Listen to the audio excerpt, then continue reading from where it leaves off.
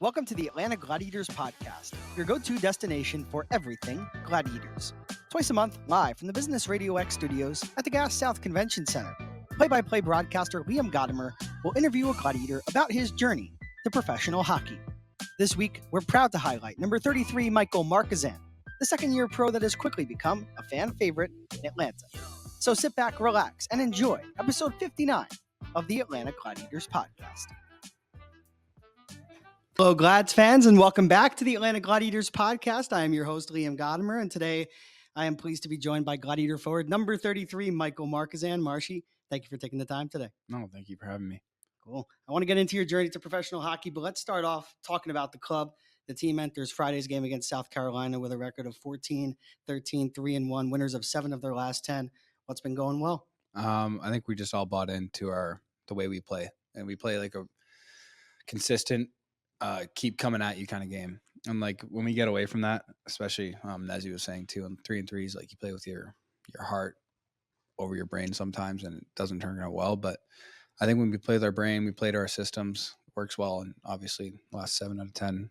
Right. It's been going well. And it hasn't just been these last 10 games, right? It's been since the start of the season. It just seemed like early on there was a lot of one-goal games, a lot of overtime decisions, shootout games where you guys just didn't come out on top. Now it seems like it's all coming together for y'all. Exactly, yeah. We knew like we were right there. Like we'd lose comeback games to Florida, like that one in the school day game. That was a heartbreaker, but we're right there. We're beating them the whole entire game. Like we know we can win anyone in this league. You scored that morning? Yeah, I did. Nice little tip. Yep.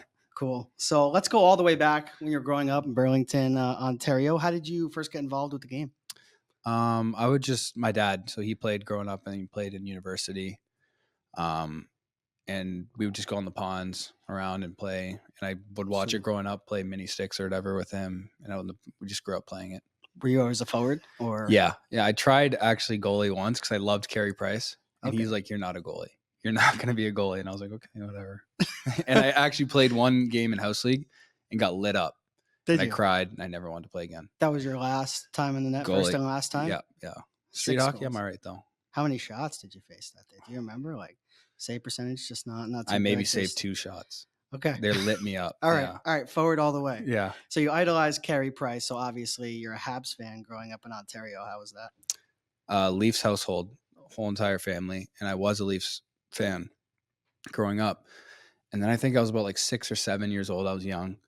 And the Leafs played it back-to-back against the Habs. And they lost both games. And I was like, I hate this team. I'm done. I'm going to like Montreal. My dad laughed.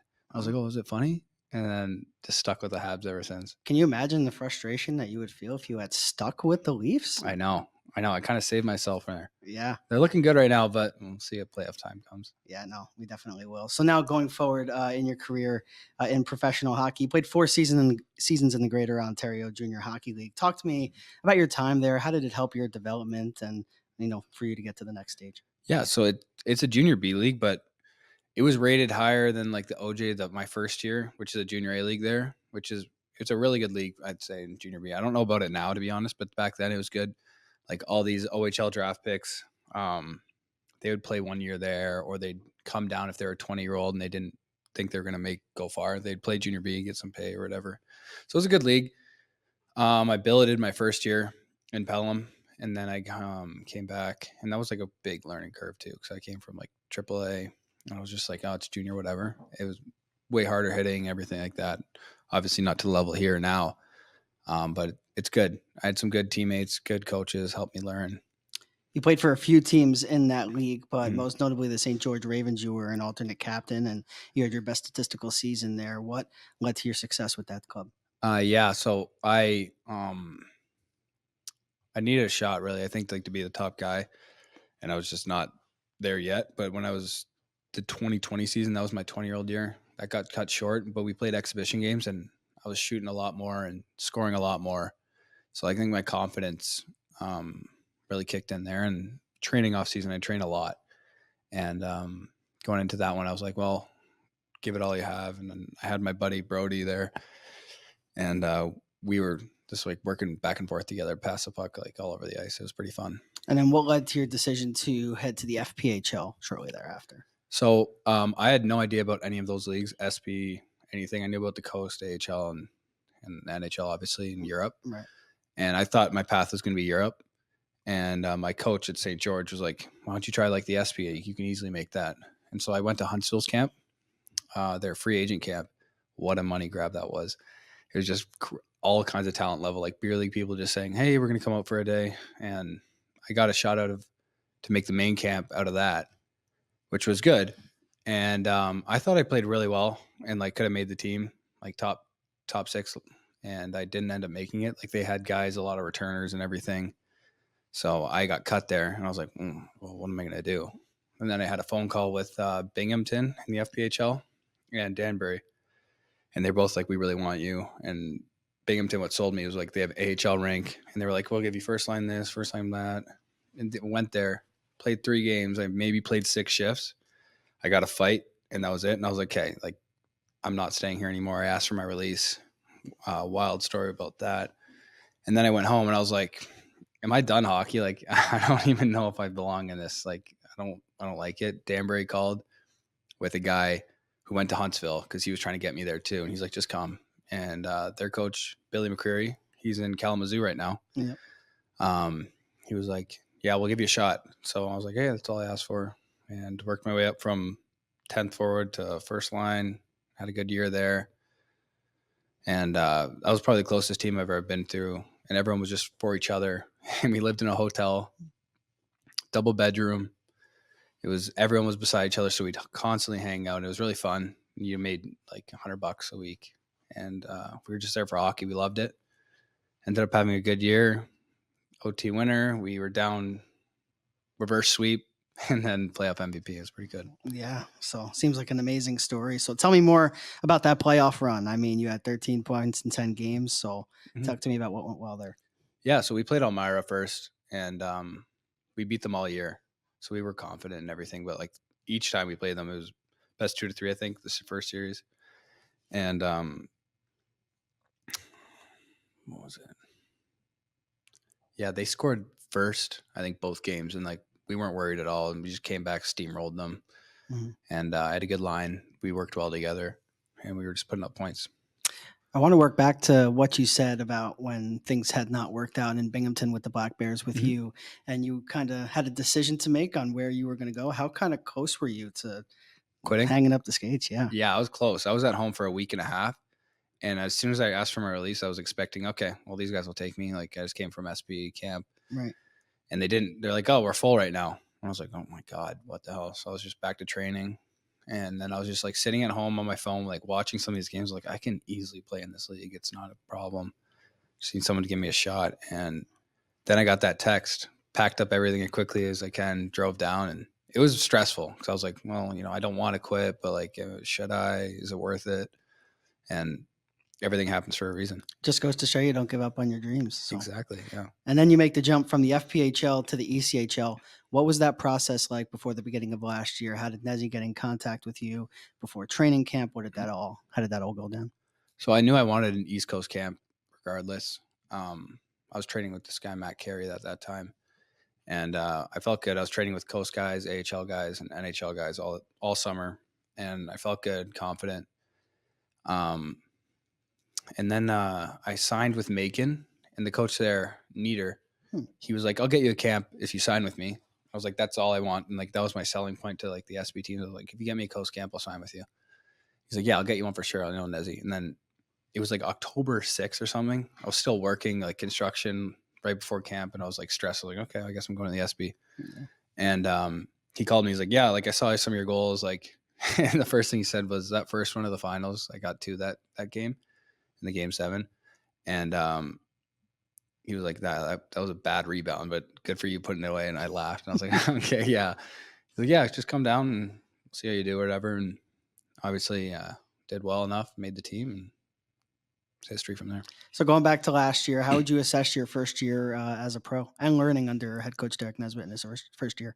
Yeah, Nezzy's great. He was hands-on, and he helped me a lot, like with the transition too. I think I did pretty well. End up near the end of like around this time too last year, like I started heating up, I found, and really finding a stride. It's a lot different because of the games. Like you can like think a weekend, maybe you're just having a weekend that's off or not a good one, and it's like, well, next thing you know, it's the end of the month. Like 15 games just passed. You're like, oh, well, I didn't play very well there. Haven't put up anything. And like the highs and lows for sure are a lot. Like last year, like going pointless for a bit or whatever. And you're like, what am I doing here? Like, how am I even doing anything? Then you're like, oh, am I going to get dished? Am I going to get traded, dropped? And you just think about all those things. And Nezzy was really good with helping me out with that. He's like, just don't worry about it. Just play hockey. Like, you're here for a reason. They're going to come if you play the right way. Moving along to this season, you're playing on a line alongside Easton Armstrong, who's a first-year pro, and Connor Galloway, the Sugar Hill, Georgia native. What's that been like? Because you guys are buzzing every single time you're on the ice. So. Yeah, we play really well on their end. We get pucks in a lot there, and I like Army. He's a good guy. He's funny too. Joke around. Everyone says that we're like each other. I don't kind of are. Yeah, I review all the social media clips that our lovely interns get, and yeah, you guys are at the top of the laughing board there. Yeah, so. okay, I agree. Like he gets good laughs too. Yeah, I'd say I like him a lot. I really do. He's a good kid, and he's got a good shot, really good shot. So I like playing with him a lot. 100%. Well, you've quickly become a fan favorite in Atlanta with your clutch goals and your fights, as you mentioned. What does the support of the fans here night after night mean to you? Oh, it's everything. It's crazy. Like going into that building, and whenever it's packed or even not, like you can hear how loud it is. Like, yep. My family, friends, girlfriend even were like, "Oh my god!" Like it was so loud in there. I was like, "Yeah, it wasn't even packed or anything." It's crazy. It's awesome, and it means everything. It helps like get up for those 3-3 games, and you're like, oh, "Okay, at least we got the fans. They're here. They're loud." Yeah. That's exactly how I've actually felt the last few games because, I got the headset on. I'm able to hear everything, at a different level. And, I look at the crowd and it's like, all right, 4,500, 5,000, but 4,500, 5,000 that are there are loud. Yeah. And we've been scoring a good amount of goals recently. So, good reason for them to get pumped up on a nightly basis. Yeah, for sure. So sticking with Atlanta, a quick question for you. What's your thoughts on the Atlanta area? Least favorite part and your favorite part of living here and in the surrounding area? Least favorite, the traffic. It kind of reminds me of back home in Toronto. I did the highways, but I love everything. Or actually, you know what? Least favorite, Costco. Costco. It is a zoo in there. It's a nightmare. I get a fever dream every time I'm in there. When we stop on the road at Buc-ee's, you must be. What goes to your mind? If you don't like Costco. I love Buc-ee's Costco. Must be a nightmare. I love Costco. Oh, you love Costco. That's your favorite part. Yeah, no, I know. I don't like how many people are in there because I'm like, okay, yeah. Like hitting everyone every time I walk around. But Buc-ee's, I'm usually too tired. I'm always waking up from a nap where I don't even see. I'm just walk into the washroom, get some drink or whatever, and then go back in there. Favorite part? It's hard to pick one. I love the food. I love the food, and I think it's a really nice looking area too, aesthetically pleasing. Yeah, especially downtown. Well, I asked you your least favorite part because I had a hunch that you were going to mention something about driving. Last year, we had a TikTok clip that went viral where our interns asked who was the worst driver on the team. I'm not going to lie to you, Marshy. 90% of the team last year said it was you. I know. You have a chance to respond now. Yeah, thank God. My girlfriend too. All my friends say I'm a terrible driver, and it bothers me because I'm actually really good. You guys can set up GoPros in my car. Watch me drive. I'm a great driver. I am. I got my first ticket this summer though. Did you? Take us through it. Red light camera. It was in Toronto. It's also nightmare traffic. I was going to see my aunt after a skate, and it was yellow, but on the speed camera or whatever, the red light camera, it showed my tire just behind the line, right when it turned red, and dinged me up for $300. $300. First ticket too. Yeah. $300 Canadian. When were you going? Probably $50 American. Yeah, right.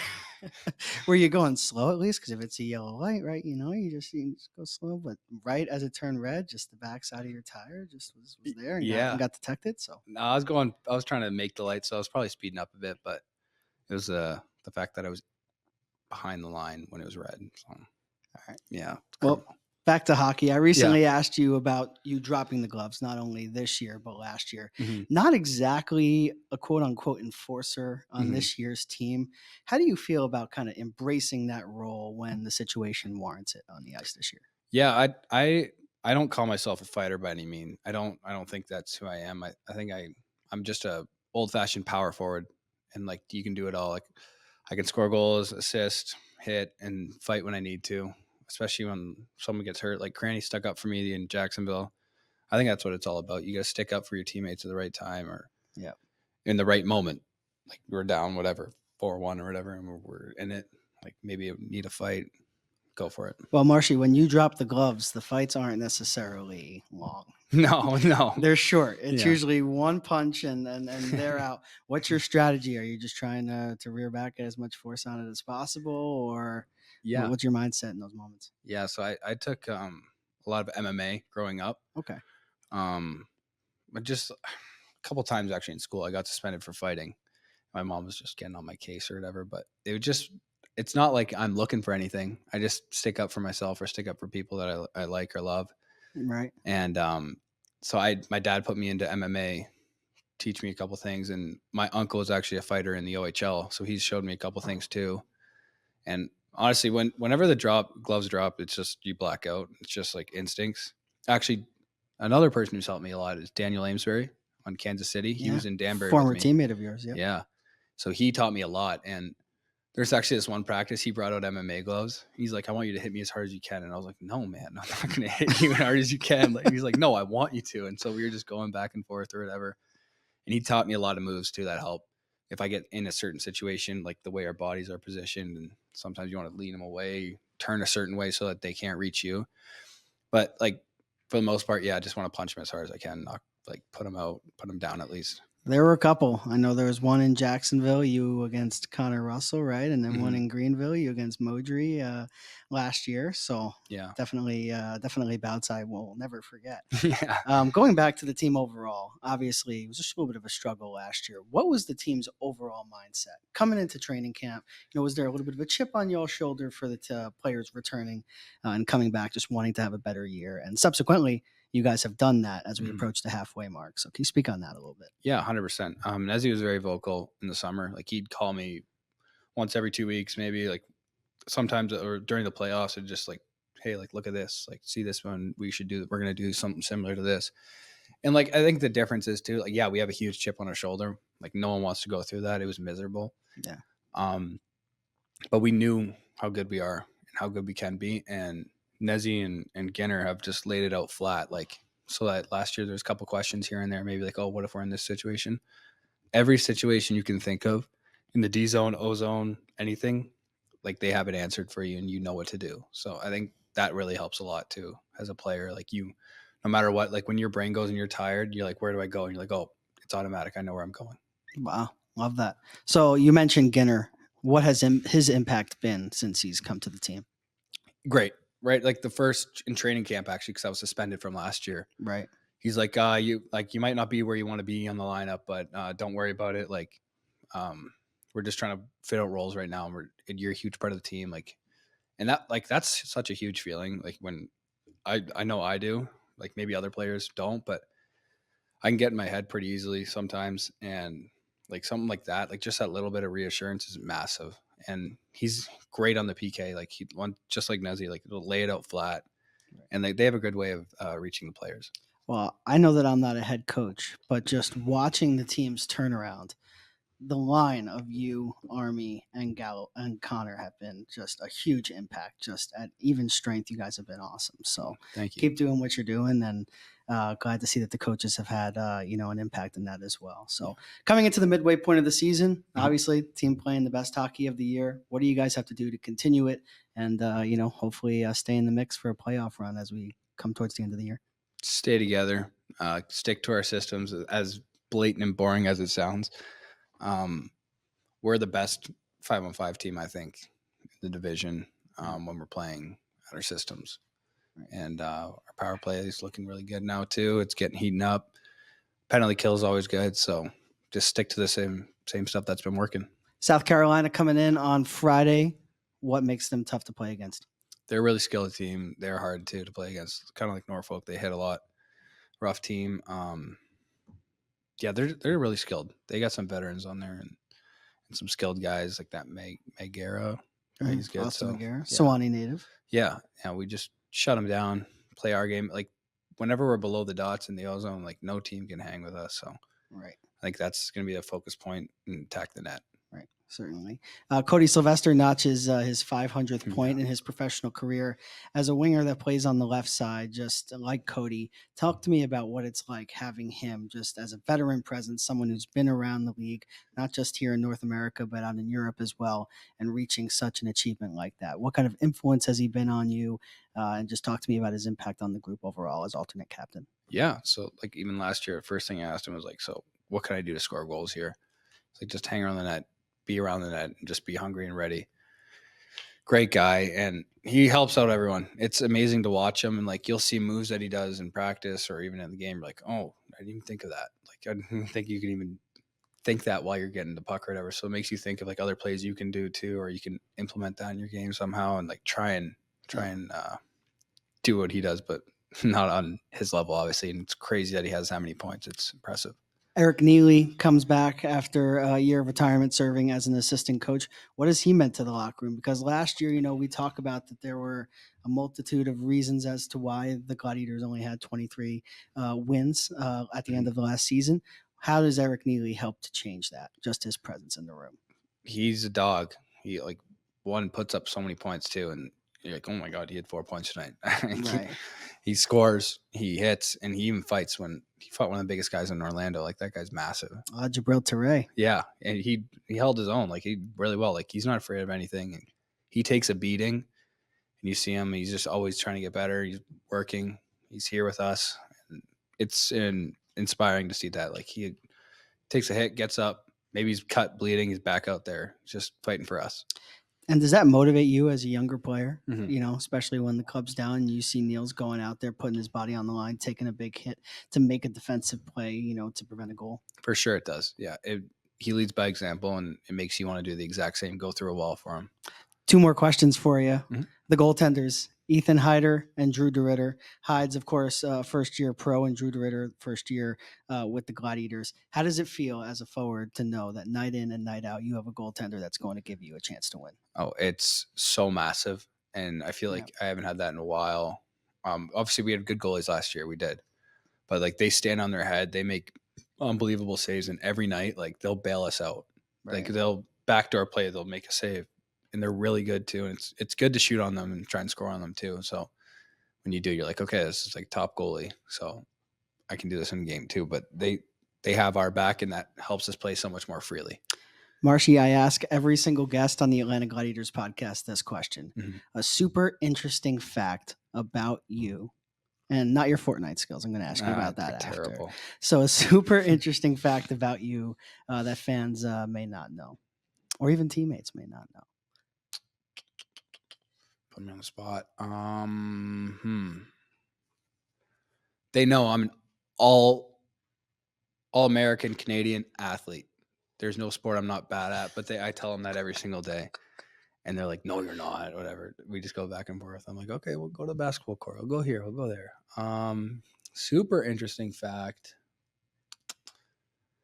For example, Tyler Harmon and Alex Whalen said that they love to do puzzles together. Oh, okay. So interesting. Yeah, I knew they did that actually last year. I think Zach Yoder mentioned something about XRP. Yeah, I'm in that now. He talks a lot of. You are really. Yeah, he got me in, and it's gonna skyrocket. That's all my TikTok is now, is just XRP stuff. It's funny. Okay. I'd say I built a dock. You built a dock? Yeah, at my cottage. Before we end here, tell me about it. Yeah, so bunch of wood. My granddad would buy it, and he's just like, yeah, this is how you do it. Had a couple buddies up. They tapped out like an hour or two in, and then it was just me and this one other buddy, my buddy Brody, and we just built it. And that's a memory that I'll have forever. It was with him. He was in the water too. He's like 70-something at the time. Stubborn. Wouldn't leave the water, but he was just teaching me how to do it, and it's a good lesson to learn. Where was that? Was that in Burlington? No, so that's in this place called Kawartha Lakes. It's like 30 minutes from Peterborough, where Berkey's from last year. Okay, cool. Yeah, I was gonna invite Berkey up and then Cranny, but it never came to fruition. Cranny, we're going back and forth every time. I'm like, I invited you. He's like, no, you didn't. No, you didn't. I'm like, yeah. So it's an ongoing joke. And Berkey's got some other stuff going on in Wichita. Wish him all the best with the Thunder. Yeah, exactly. San Jose's organization. Well, Michael Marchesan, thank you for joining me on episode 59 of the Atlanta Gladiators podcast. I appreciate it. Yeah, thank you. Thank you for listening and watching this episode of the Atlanta Gladiators podcast. As a reminder, you can find the Atlanta Gladiators podcast on YouTube. We'd also like to extend our heartfelt appreciation to our wonderful partners at Business Radio X for hosting us. Until next time, stay safe, stay well, and as always, go Glads.